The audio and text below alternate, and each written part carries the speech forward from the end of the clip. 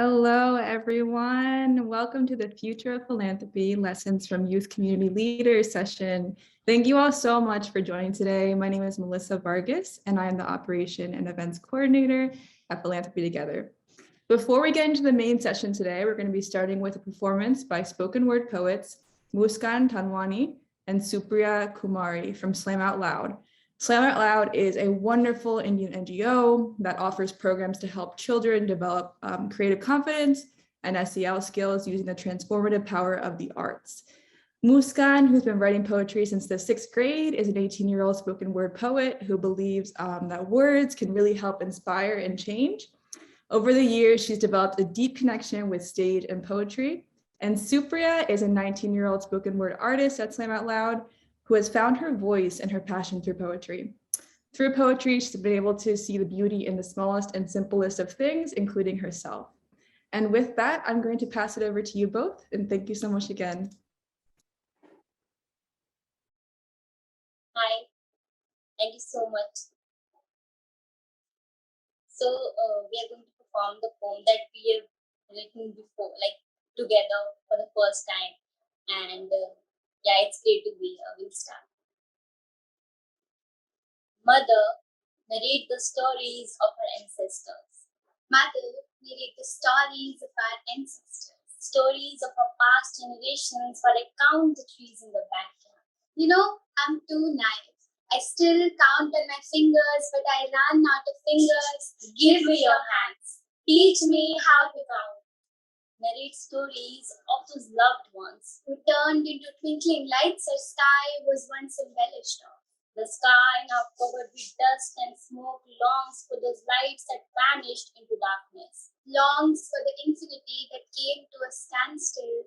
Mother, narrate the stories of those infinite lights. Our home is so magnificent, painted with all the colors that there could be. With blue that flows into oceans, rivers, and seas, and green that flourishes on trees. Our home made up of air so fresh, my lungs no more remember the taste of. Mother, narrate stories of times when our home would inhale when you inhaled. When our home would exhale when you exhaled. When our home was alive. Now I see it burning. Now, when I recount the trees, I don't run out of fingers. You know, I'm too naive. I don't know if I should be happy or sad. Maybe I'm messing up. Maybe I'm making a mistake. Give me your hands. Teach me how to count.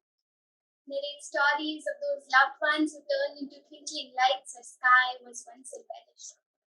Mother, those mothers, our trees refuse to grow in the backyard. They refuse to spread their roots. I look around now and I see less trees, more buildings. I see less air, more smoke, more fire. You said fear and fire are separate words. You said fear and fire are separate words. But mother, I don't see any difference. I remember you would swim in the pond that now has no evidence of water. You would dance in the river, but now the acidic water makes your skin peel off to sheets. You would walk barefoot in the backyard, but now your feet burn on the cemented ground. Mother, those who took away everything we had, to fulfill their greed, their desire, those who warmed their hands while our homes burnt in fire, where are they gonna go? Where are they gonna go when the fire reaches the safe colonies? Before the fire engulfs everything, even their homes, even their families. Before the acidic water dissolves every piece of our skin. Mother, those who collect rainwater in buckets, their hands are too big to lay the bricks of development, but too small to stop it from falling in the times of crisis and disaster. Too small to hold and carry the weight of destruction. Those who turn homes into graveyards will not know how to create one for themselves when the time comes. They will perish in those ruins that they call the epitome of development. They will pack corpses in plastic bags because probably suffocation will not be the cause of death anymore. Probably that's the best way to remind someone that they are dead. Mother, before the fire engulfs everything, before the river water dissolves every piece of our skin, let me take refuge in your arms. Mother, sing those hymns, those lullabies, and put me to sleep. Tell me it's just a nightmare. Tell me it's just a bad dream. Mother, before the fire engulfs everything, before the river water dissolves every piece of our skin, let's bathe in the rain one last time. But the rains are gone. Mother, let's build a tree house. The trees are gone. Let's gaze at the stars. The stars are gone. Mother, let's just go home. The home is gone. Mother, before everything ends, let me hug you and tell you how much I love you. You know, I'm still doing that. I still count on my fingers. Mother, give me your hands. Teach me how to count. Our mother is gone. Our mother is gone. Our mother is gone. Thank you. Wow, what an amazing way to kick off this session. That was so incredibly powerful. Thank you so much, Muskan and Supriya. Before we get started with our main session, I just want to go over a few housekeeping items. Closed captioning is available at the bottom of your screen if you'd like to access that. Remember to engage in the chat, ask away in the Q&A, and don't forget to share your feedback at the end of the session. It's really, really helpful for us to make We Give Summit the best possible. We're so excited to get this discussion started on how to thoughtfully and intentionally involve young people in philanthropy. And with that, I'm really happy to introduce you all to today's moderator, Aimee Vue with Youthprise. Take it away, Aimee. Thanks, Melissa. Hi, everyone. I'm Aimee. Today, we're going to do I'll be moderating a panel with 3 of the young people that we work with and have done our youth philanthropy initiative, Youthbank. And so I'll give a little overview of Youthprise and Youthbank, and then we'll jump right into our panel, and then at the end, we'll leave a little bit of time for some Q&A. So kind of like Melissa said, drop the questions in the Q&A option. And with that, I will screen share. All right. So this is the Future of Philanthropy, Lessons from Community Leaders. Again, I'm Aimee. I'm the Youth Innovation Project Manager at Youthprise. I get to work on Youthbank, our Youth Philanthropy Initiative, and also serve as a design thinking trainer and part of Youthprise's consulting team, helping organizations, foundations, and companies implement youth engagement strategies into their work. And so that's a little bit about me. A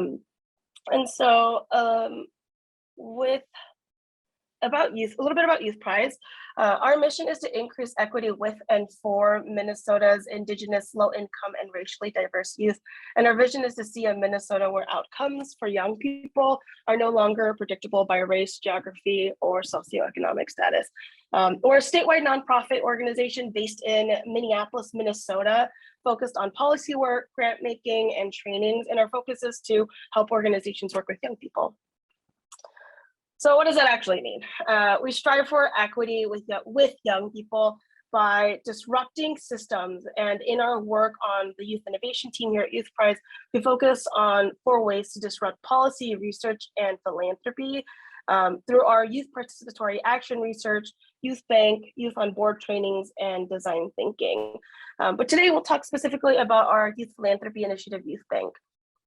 So back in 2015, when we began running Youthbank here in the States, we wanted to bring young people together to really define philanthropy for themselves, so that it can, since it can often feel like something so far off and not really meant for young people, especially young people of color. And this is the definition they came up with: a collaborative process in which you, driven by their love for others, lead the allocation and redistribution of resources, young people's deep identification with their communities, and their drive to co-create a new reality. Whenever I come back to this, I'm often like, yeah, this is it. This makes a lot of sense. So what does Youthbank do? Youthbank's a youth-led grant-making initiative that's an opportunity for young people to channel funding into projects that will impact their own communities, build skills, promote opportunities for other young people in their communities.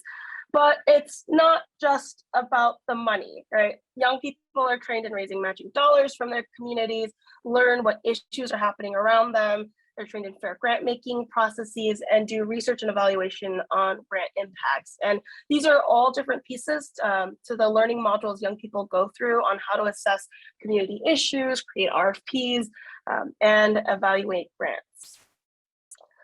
But of course, as a response to COVID-19 in 2020, and also the murder of George Floyd in our community, we had to pivot from what was a 12-month program into a 12-week fully virtual program.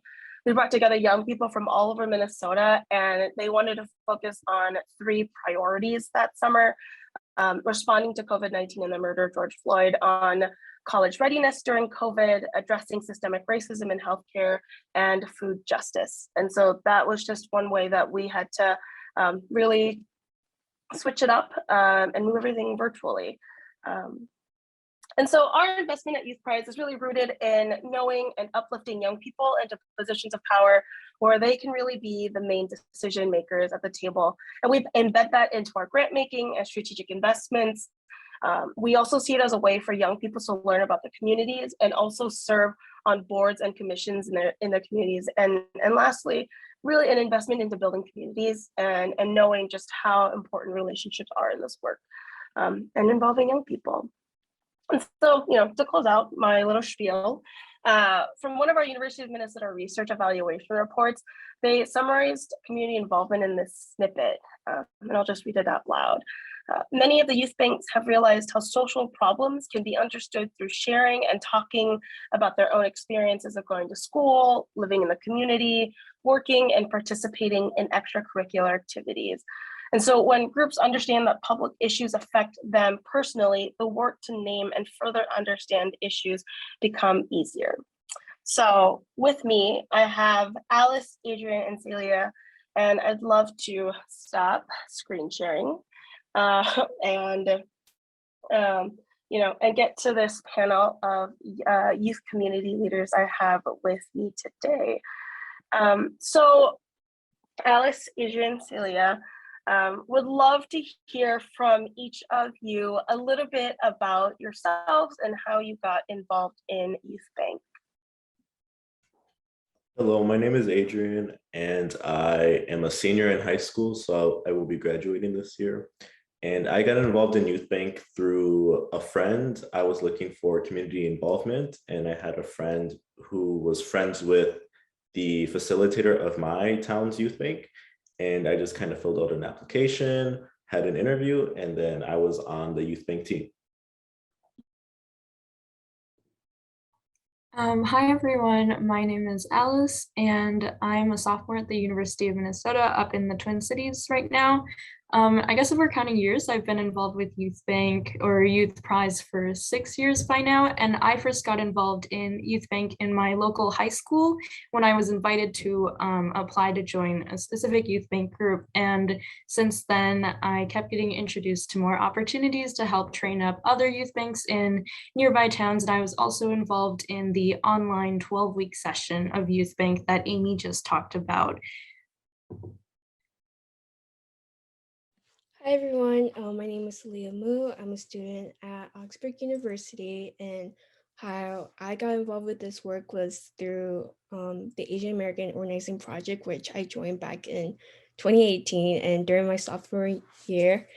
And I was a part of the first cohort of the Youthbank Online that was going on during the pandemic when it first started. So that's how I got involved. Yep. Awesome. Thanks for sharing a little bit about yourself. So, we want to just kind of open up with maybe Saylia, like you were part of the first Youthbank Online in 2020, and also have done the Youthbank at Asian American Organizing Project. When you're in your Youthbank, how do you decide on what you want to fund and why? Yeah, so at the start of our Youth Action Team program, which is a program within our Asian American Organizing Project that's within our youth program that we have that occurs during the school year. And we usually at the start of our program, we talk about what issues we want to focus on. And since last year and into this year, we decided to put our focus around addressing sexual violence in schools and in regards to youth. So that's sort of the issue that we decided to shape around for our grant as well. So currently right now, we have a grant called our Unite Against Sexual Violence grant that's open to organizations and youth groups to apply to do work around addressing sexual violence. Yep. Yeah, I think that's great that you have something that responds to kind of the things that are going on in your community. Adrian, I'd love to hear from you. You're in Faribault, which for those of you who are not in Minnesota, Faribault is about an hour-ish south of Minneapolis. Same question, how do you decide on what you all fund and why? So as a group, we kind of get together and discuss what issues in our community that we see that mostly affect youth. And then we kind of brainstorm and kind of come to a consensus on what issues we want to see focused on and what we want to change. And last grant round, the issues that we addressed were, if I remember correctly, mental health supports in the community and creating bridges for Black youth to gain access to college resources and high school resources. And yeah. Awesome, there we go. I think we were having a little bit of a technical piece. Thanks a ton, Adrian, for sharing, and you too, Saylia. And so, we've talked about how you decide, right? There were those, the piece around the thing that's going on in Faribault, but also the sexual violence that's happening, and the response to that. What's something that you all are working on right now? I'm happy to open it up to you all if it is the work that you've done, or if there's something else. There's so much that happens in Youthbank, but also with Youth Philanthropy. What's something that you're all working on right now?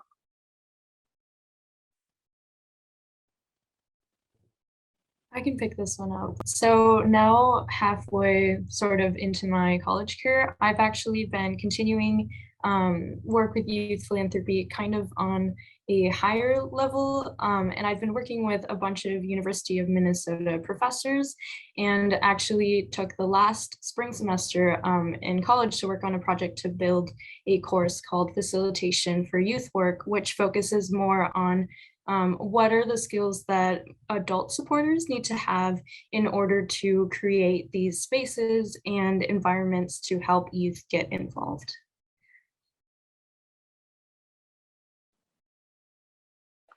Alice, how has that, how has that come out of the work that you've done with Youthbank? Yeah, so when I got involved in Youthbank, we had a lot of support from two professors at the University of Minnesota, Dr. Alex Fink and Dr. Ross Villiers-Raholt, and I continued to keep in touch with them, and they really motivated me and supported me in sort of pursuing my own interests that came about from my experiences in Youthbank in my community. And I realized that I wanted to work in make an impact in the educational space. And so that sort of led to me working on this project with them, and also pulling in other experts at the University of Minnesota. And for me, as a upcoming junior in college, I'm sort of entering that adult support space at this point. So I really wanted to explore how I could pull from my experiences as a peer facilitator and youth facilitator, and translate that into now what can I do in the future, and what can I tell other people in these other sides of the spectrum in philanthropy to help support youth. Yeah, I love that. I know we were, with Dr. Ross and Dr. Alex, we were like actually in a meeting earlier this week talking about that. We were like, oh my gosh, Alice has been like working with us on doing something really awesome on how to do peer training. And I was like, man, we gotta make sure that we use that sort of learning and understanding and facilitation in a lot of the other work that we're doing. Saylia, also now a college student, right? How has your experience with Youthbank helped you get to what you're doing now? And how's that influenced what you want to do in the future, whether that's something else in college or work or involvement? Yeah, so currently right now I work as a grant manager, the youth grant manager, and I think that has a lot to do with my experience with Youth Bank during that summertime, really getting me into sort of knowing what grant making is like, and that really helped me navigate sort of like how to create grants, who to read grant to, and stuff like that, and that's been really helpful.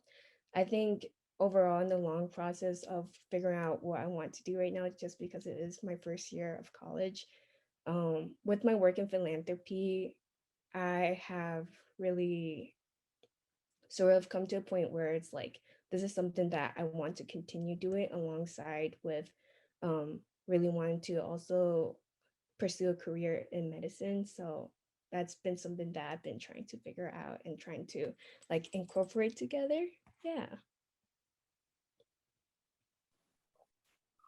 Yeah, I love hearing from about that.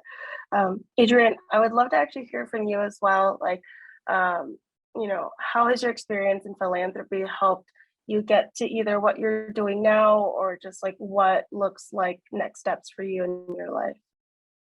So my experience in philanthropy has kind of given me a different perspective on communities. I've always wanted to help communities that were facing struggles and disparities, but I never knew how present those disparities were until I joined Youthbank and saw that there were more disparities than I thought. And I currently want to pursue a degree in nursing, and I truly believe that my experience in Youthbank will give me a better perspective on the different disparities that are in the healthcare system that I can kind of challenge and be aware of, so that I could provide comprehensive healthcare to everybody, regardless of their identities. Yeah, that's really important. I feel like healthcare right now is even just like a huge field and like something that's super important, just given the fact that the last 2 years we've been in the pandemic. So I want to switch gears a little bit.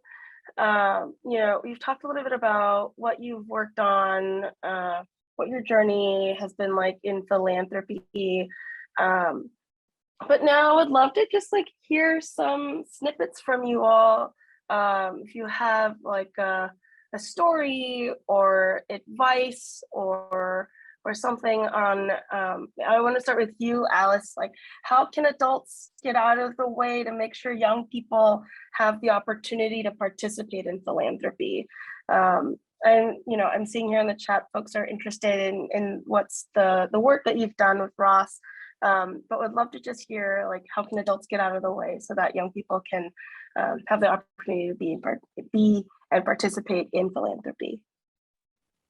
Yeah, definitely. And I think I'd probably pull from just all of my years of experience and just some highlights, just because I've been in this space for so long. It's all meshing together for me. But I think it's about trust and the ability to be vulnerable on both ends. And I'm saying that from personal experience, in that as someone who entered the philanthropy space as a youth and is continuing on, like as I'm maturing, I think it's really a spectrum, and we shouldn't think of it as like walking through a wall, like to the other side when you're working with youth, because it's really also getting in touch with your experiences. And a lot of those aren't necessarily positive, is something that we've learned.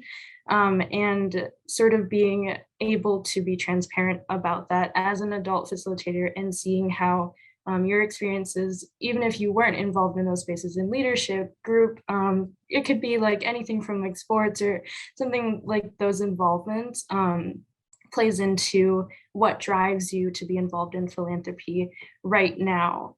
And I think one thing that I really found helpful in my mentors as I was in this space is knowing the balance between when to let, I guess, the group take the reins and letting go of that control that we sometimes are well-intentioned but actually isn't necessary, versus other times when I think good facilitators really know how to call out people and say, hey, I really want to hear from you, but also knowing that people participate in different ways. Some people don't always want to take the initiative in a conversation, and their input is valuable in the other formats that they want to participate in. And I will say, in terms of my work, that is something that we're working on wrapping up, and it's sort of a project that is continuing into the summer. So I'd love to share more information about that in the future. I love that. I think those are some really important insights. And it seems like folks are also really excited about what will come from that. So yeah, I actually would love to, ask you the same question. You've been a participant in your local youth bank, but also Youthbank Online. You're now you're a grants manager at Asian American Organizing Project. You've been both like a peer facilitator, but also a participant, and now someone who manages one of the programs at AAOP. Same question, right? Like, how can adults get out of the way to make sure young people have the opportunity to participate in philanthropy? I think it really comes down to at first making sure that the youth understand the work that we're doing and really helping guiding them through that. But once we're in a space where it's them with the other youth, it's important to really step back and let them lead, so that they know that, okay, like right now is my time to shine, it's my time to lead, it's my time to like show my leadership and be like, you know what, like we're the youth here and we're gonna try to sort of like navigate this together almost. Yeah.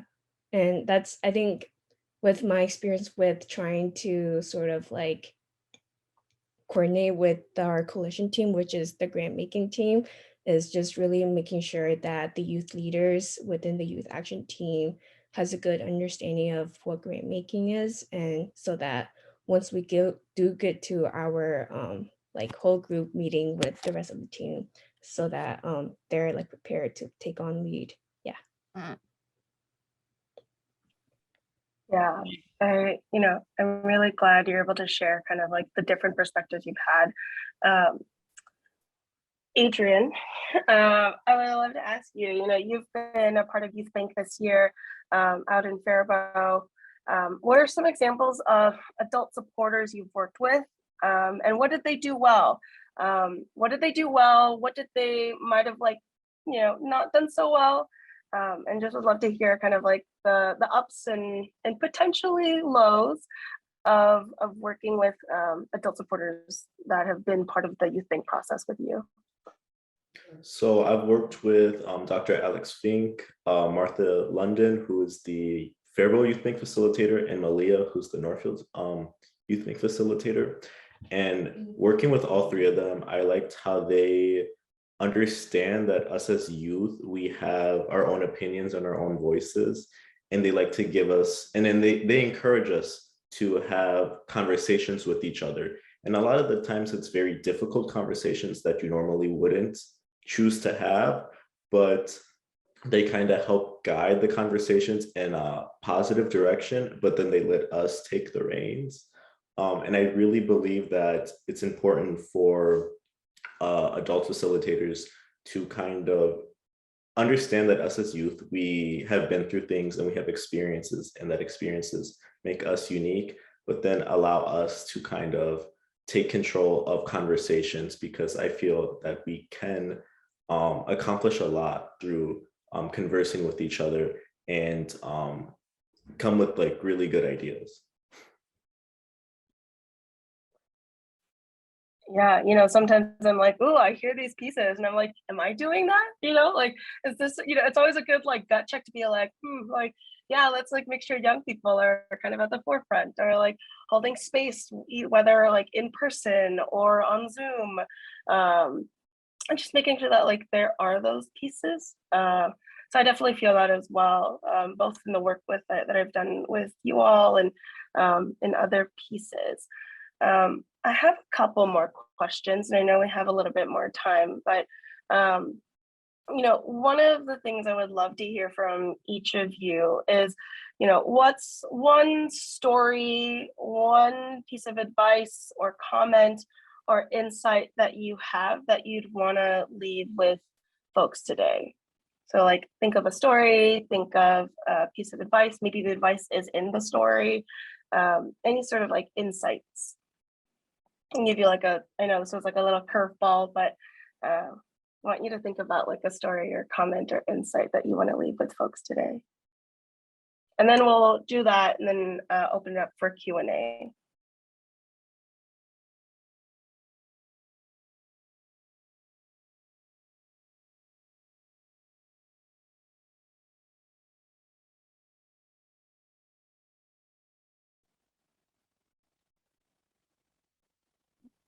So I do have a story. At our recruitment meeting that we had a few months ago to recruit new members for the spring grants round, we had an information session, and a member brought a parent just to kind of see what the Youthbank was about. And the parent kind of was very questioning of Youthbank and our practices, and wanted to know more about it. So then one of the youth members gave him information about Youthbank, and then he kind of spoke over that youth member, and it kind of took all of us by surprise because we weren't really expecting it, and it was kind of a safe space for youth to kind of be ourselves and talk about topics. So we were all taken aback, and he just continued to talk over other youth members, and it just really kind of put into perspective that even though we are in this group trying to make a difference in our communities, a lot of the times us as being youth will get overlooked and not taken as serious as, let's say, another adult. So that's kind of something that a story that I had to share, and a message from that could be that even though us as youth, we may be a little, we might make impulsive decisions or stuff like that, but we still have really good thoughts and can really work together and have really good ideas for communities and involvement and stuff like that. Yeah, thanks for sharing that, Adrian. Clearly you all do have really wonderful ideas, just given the fact that you have, you have funding priorities for your youth bank, and you kind of have a good pulse on what's happening around you. So I just want to affirm you in that, and that you do have like really good ideas. Alice or Saylia, do either of you have any like stories or advice or comments or insights that you want to leave with folks? Yeah, I actually that got me thinking about an experience with Youthbank back in high school. And I think this was toward the middle of my my sophomore year in high school. And I'd been in Youthbank for a year. So I was like, okay, I know what we're doing. So I had that feel. But our group, that specific group that year, had we were running into an issue deciding on a topic. And I think we went through a similar process that Adrian described earlier. So we would talk about issues that we cared about, and because it was sort of so Northfield Youth Bank has a very long history compared to other youth banks. So we had I guess traditions and norms in our group, which is a strength and also a weakness. And before, a lot of youth banks focused on the topic of youth don't have enough to do. And that led us to, how do we get them entertained or just involved in a very basic generic form? And then Dr. Alex Fink and Dr. Ross Valera Holt came in and facilitated this. I think it was like a icebreaker exercise where we all just got started talking about things that frustrated us in our school district. And it was the first time that I remember ever talking to I think any group of peers at all, like having that space where I personally was brought aware of, we had a lot of toxic masculinity in our community, so many cultural and racial inequities. And for me specifically, that led me to my frustration in as a computer science major right now. Like there is no ability for women to get involved in my community in this sort of tech space. And so after that conversation, that sort of sparked our group in getting more involved in what it really means to address inequities in your community, not just as a youth, but I think further on. And I can see that keeping in touch with a lot of the other members part of that group that year, that's sort of motivated me definitely to continue on into choosing my major in computer science and my specific focus in human-centered computing. And I think that touches on my point earlier about how philanthropy is really a spectrum when you think about youth philanthropy and transitioning to being a philanthropist as an adult, and also an adult supporting youth leadership and facilitation, in that your experiences with inequities in communities and your passion and drive to make a difference in these spaces really continues on and has a sort of ripple effect in whatever work you do. Awesome. Thanks for sharing, Alice. Saylia, last but not least, would love to kind of hear any sort of stories or advice or comments or insights that you want to leave with folks today. I don't really have a story, but I would like to say that I really resonate with what both Adrian and Alice said. And I guess something that I would like to say at the end is just that youth have a lot of potentials, and it's really important to give them the space and support. And with that, they will really thrive. Yeah. Awesome. Thanks, Adrian, Alice, and Saylia. Loved your insights. Love working with you all. Like, I feel like there's already just like so much wisdom in just the cumulative knowledge and understanding of all three of you. So we'd love to actually open it up for Q&A to the participants who are on the webinar with us. I know there's a chat feature and there's also a Q&A feature. I'd love to hold a little bit of time for you all to kind of ask questions to Adrian, Saylia, or Alice. Again, they have a lot of insight into this work and have done it since they were in high school, and Alice and Saylia are now in college, and Adrian soon to be moving into the next phase of your life too. I know there were a couple questions in the chat that I'm happy to answer, but if anyone in the participants would like to drop questions in the Q&A, feel free to do so at any point. I'm just scrolling back. So to your question, Nita, would love to see the copy of the study or information on how to engage with young people. Feel free to email me. And Alice, whenever you and Alex Alex and Ross finish the piece, we all talk on a regular basis, but happy to be the point person. So if you feel free to reach out to me about that study, and I'll try to keep you involved. And anyone who's interested in the work that Alice produces, happy to be a connector. Yeah, Ty just put my email in the chat, and feel free to reach out to me, not only about that Alice's study, but also kind of anything else. There are youth banks that we currently have youth bank sites here in Minnesota. But if you're interested either in running some sort of like variation of Youthbank or Youthbank itself, I'm the person to chat with.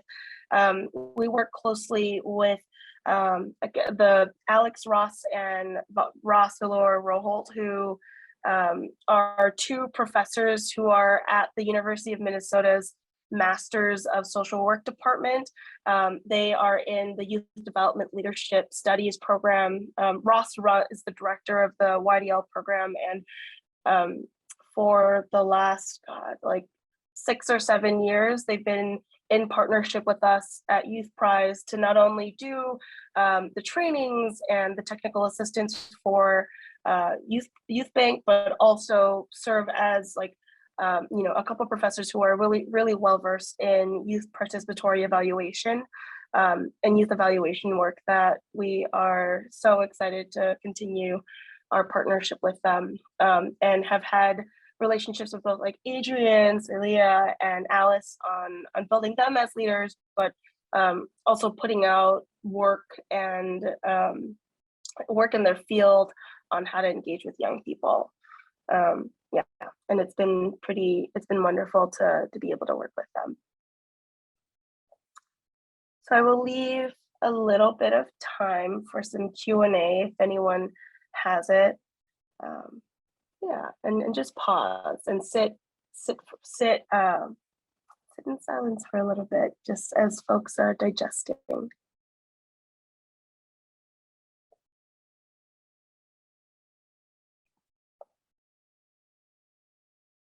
Awesome. There's a question from Kelsey. Would love to learn more about other community building exercises you all have done with your group. How do you bring youth into your circles? And I'd like to open it up to you all, Alice, Adrian, or Saylia. What are some community building exercises you've done with your group, and how do you bring youth into your circles?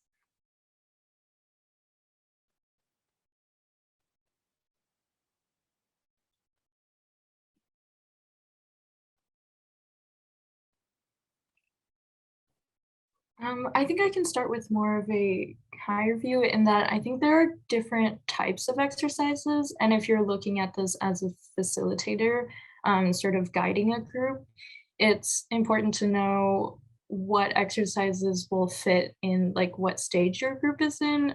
For example, I've worked with groups that don't know a lot about the youth bank process like philanthropy, but they know each other really well. So then you could do more exercises. You could imagine doing exercises more engaged toward getting to know like the organization's purpose. Whereas I've also worked with groups that don't know each other or the organization. And I think then, especially starting off, if you're able to, and I know that some groups meet online, so that's sort of a different format, but any way to get people actively involved. And I'm thinking of like balloon exercises, or I think there's like a magic carpet where you get everyone to like stand together and you ask a lot of prompting questions. I think a lot of those are available online to look into, but just probably like erring on the side of balancing, being actively involved versus other things where it's like, let's think on our own, let's write a little bit in silence.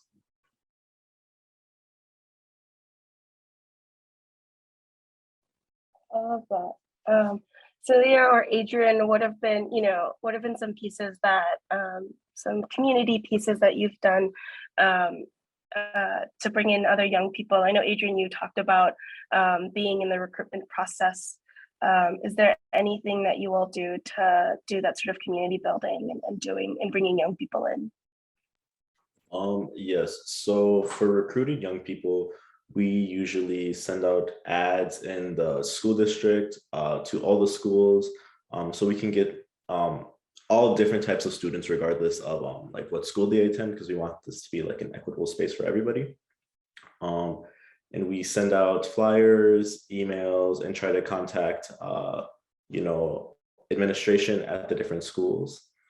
And then for community building exercises, in a few weeks, there's going to be kind of like this little concert in Central Park and Faribault, and Youthbank is planning to be there and kind of having a stand and giving out information and flyers and just like doing fun things in the community. So I'm really excited for that to happen.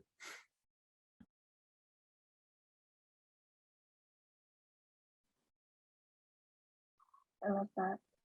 Saylia, I don't know if there's anything else you'd want to add to that. No, not much, but I did just want to say that at AOP, with our youth program, our sort of way of doing it is also similar to what Adrian just did about like outreach, really just like sending a message out there to youth in schools and putting it out there in social media. Yeah. Awesome. There's another question that I'll read out. Nia's part of a women's collective giving group that used to have a girls giving project. The women's group contributed $1,200 a year as the group decided what nonprofits got funding through letters of intent and then full proposals, financials, and site visits. The young people contributed $100 each and followed a similar process. How does the Youthprise model work? Where's the money from? And what's the granting process? I'm happy to answer the first piece of that, and then actually would like to open it up to you all, up to the panelists. With the Youthprise model, we actually open up an RFP to organizations that are in Minnesota who want to do youth philanthropy work. Since at Youthprise, since we are a grant making body, we have funds that we essentially like open up the RFP that organizations apply for that serve both as kind of like seed money for the youth banks, but also serve as like operations, like general operations dollar to support the adult person or the main facilitator at the organization to run Youthbank. And not only that, some of the youth banks also just like are in community and are asking their local credit union to match whatever funding that they have, or ask other folks in the community to really contribute to their fund. But I want to again open it back to the panelists to just talk about what your granting process has been like, if there have been any interesting things that you've done, or just kind of going over it. And I might toss this on to Alice, just to think through some of the pieces that you've done and what the grant making process has looked like. Yeah, I'm only going to touch on a few pieces because I've been involved in a lot of different processes, but I will say, like, big picture, it's really important to know that it should be decided by the group and the goals of the group. So in Northfield Youth Bank, for an example, we have 2 different sessions, and in our fall, it's our bigger session. And I think we usually give about, I'm going to say, 15,000 to 20,000 is kind of like the range, at least when I was there. And we got our funding from what all the other panelists described in like community fundraising. And we also got money from local nonprofit colleges in the area, and also from Youthprise. And then we had another grant giving session that was smaller in the spring. So we gave up to 10,000, usually around 5,000. So smaller projects in terms of our budget.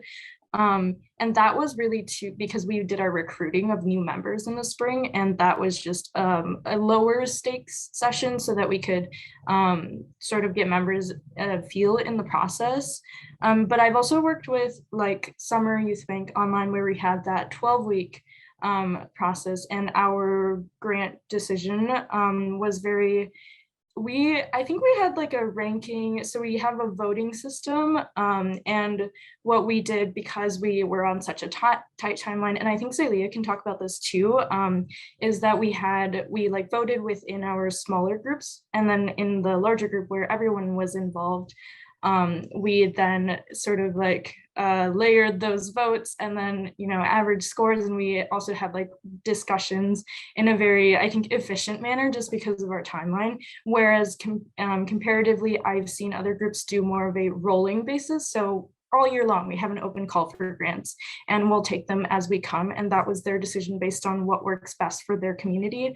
And I guess for a third comparison, Northfield Youth Bank has a very segmented process in that, at least while I was there, we did those 2 sessions. And after we got grants, we would meet as a group and have very, very long discussions. And we also had a voting process, but I think it was very much discussion based in that we set a rule in that everyone has to agree on what we're funding to some fundamental level, and we wouldn't leave the room until we were done. to a certain extent. So we ended up having very, very long conversations that went really deep. So I hope that's helpful in giving sort of a range of how that can be decided. Totally. I appreciate that insight. I know we're at time for the session, but again, want to reiterate some of the pieces that they all said, that, you know, making sure that you hold space for young people, listening to young people, and just trusting. I think those are some of the big pieces that, you know, you all said that I took away as advice. If there is ever anything you all have, you know, participants have questions about that have been part of this webinar, feel free to reach out to me. Ty put my email in the chat. It's Aimee@youthprise.org. And feel free to connect you and answer any questions that you have after the session. But thank you so much for having us part of this, the We Give Summit. Great. Thank you so much, Aimee, for facilitating today's conversation. Thank you to all of our wonderful speakers, Saylia, Adrian, and Alice. We really, really appreciate all of your valuable insights and just reminders about what youth can bring to the table and realistically how to bridge those gaps between generations and overall, you know, strengthen the field of youth philanthropy. So thank you so much. Before we wrap up, please remember to answer our 2-question poll before exiting the meeting. The poll just launched, so go ahead and fill that out very quickly. You can find a recording of this session within 48 hours. And thank you again for joining us. To close out We Give Summit, join us up next for our 75-minute pop-up giving circle experience.